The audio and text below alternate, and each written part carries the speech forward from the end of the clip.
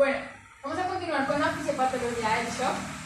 Tenemos que tener claro pues, que existen como unos componentes esenciales y estos son los que van a encargarse de generar una respuesta final. Entonces tenemos en primer lugar el flujo sanguíneo o la cantidad de sangre que se conoce como volemia. Tenemos que, pues, requerimos de una bomba que se encarga pues, de impulsar o de inyectar esta sangre a los distintos tejidos y a los distintos órganos. Esta va a ser el corazón.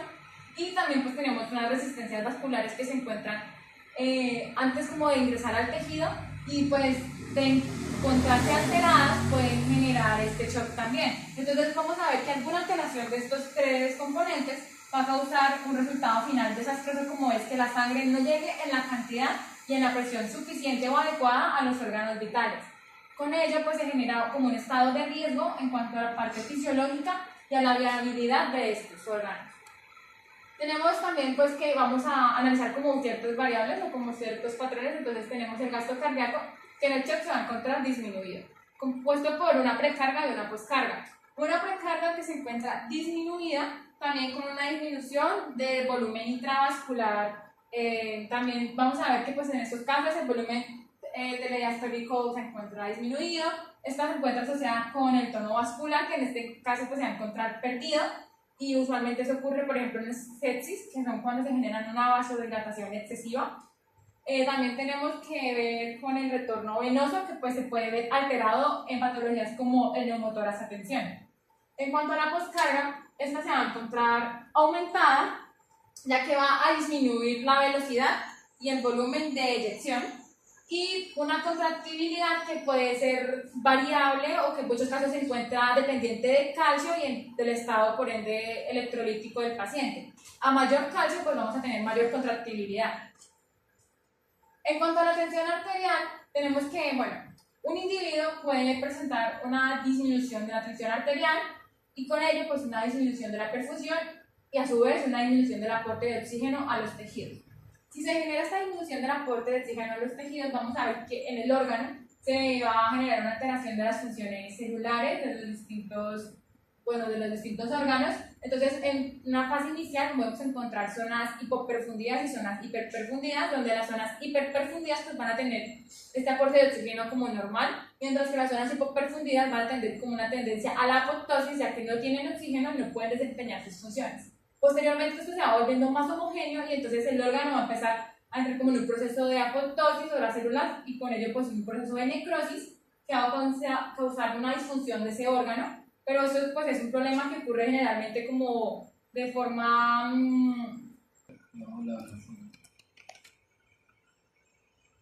simultánea, como causando pues también posteriormente una disfunción multiorgánica. Y con ello pues se puede generar la disfunción, o sea, se genera la disfunción del paciente. En cuanto a la gravedad del shock, tenemos que este va a oscilar o va a variar dependiendo de la tensión sistólica, que es decir, pues en la contracción. Tenemos que si esta tensión se encuentra normal, hablamos de un shock compensado, y esto es gracias a unos mecanismos neurohumorales, como lo son la activación pues, del sistema simpático, activación de renina, angiotensina, aldosterona, un incremento de catecolaminas circulantes y una secreción de hormona antidiurética o vasopresina. En cuanto a cuando tenemos una disminución de la tensión arterial sistólica, le haríamos de un shock hipotenso y nos referimos a este shock como un shock descompensado. En cuanto a la clasificación del shock, hablamos de que hay como 4 grupos grandes y entonces el primero sería el shock hipovolémico. El shock hipovolémico es, encontramos una precarga disminuida, una contractibilidad normal o con tendencia como a incrementarse y una poscarga aumentada.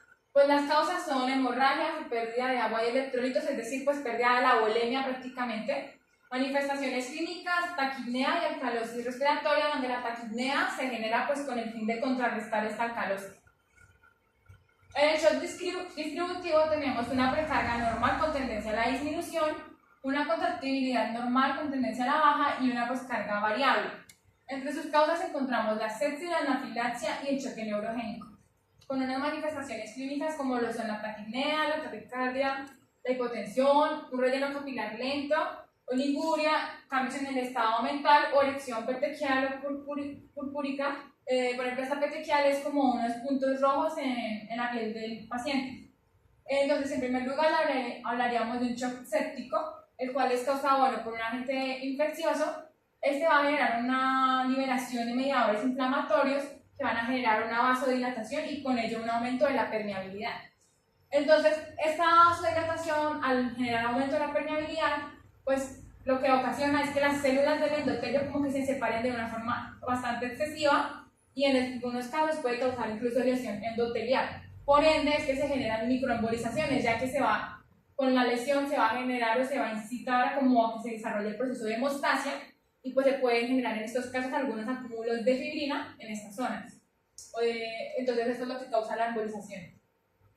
Entre sus manifestaciones clínicas tenemos alteración de la temperatura, ya que pues en algunos casos el paciente tiene fiebre y en otros no, taquicardia, leucocitosis, sepsis, insuficiencia respiratoria y disfunción cardiovascular.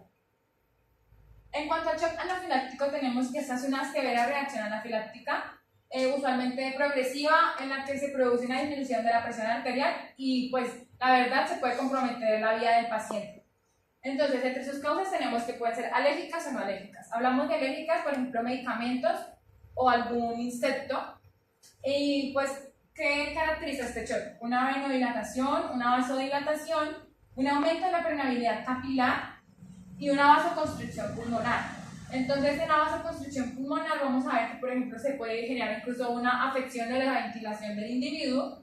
Como observamos en la imagen, pues no se genera ese intercambio gaseoso de la forma adecuada, pues debido a la constricción que hay en el vaso. Y entre sus manifestaciones clínicas, entonces encontraríamos ansiedad, náuseas, vómito, urticaria, angioedema, estridor y sibilancias causadas por este mismo agotamiento, por este mismo ahogo, taquicardia e hipotensión. En cuanto al shock neurogénico, tenemos que este tipo de shock es el resultado de una lesión o de una disfunción del sistema nervioso simpático, y esto causa generalmente una vasodilatación incontrolada, debido a que pues, el sistema nervioso simpático es el que vasoconstriñe y el parasimpático es el que genera esa vasodilatación. Entonces, al verse alterado, pues no hay ningún mecanismo que regule la vasodilatación, por lo cual pues esta se generaliza y se vuelve como bastante complicada para el individuo. Entonces, tendríamos que sus causas principalmente pues en una lesión medular por arriba de la T6, o como dijo mi compañero, pues una exposición prolongada a la anestesia.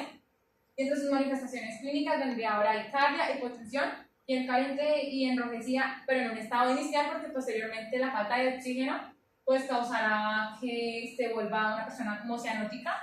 Y para comprender eso, pues sencillamente hablaríamos de una compresión medular que genera una lesión del sistema nervioso central y periférico, y con ello pues se genera una inflamación de la médula espinal que prácticamente acapara todo el canal medular, causando isquemia en los tejidos y con ello pues hipotensión sistémica. El shock cardiogénico, vamos a encontrar una precarga disminuida, una contractilidad aumentada y una poscarga aumentada. Entre sus causas tenemos cardiopatía congénita, miocarditis, miocardiopatía, arritmias, sepsis, intoxicación o efectos farmacológicos tóxicos y una lesión miocárdica. Y se define como un choque o un estado de hipoperfusión sistémica ocasionado en este caso por la falla de la bomba o por falla cardíaca.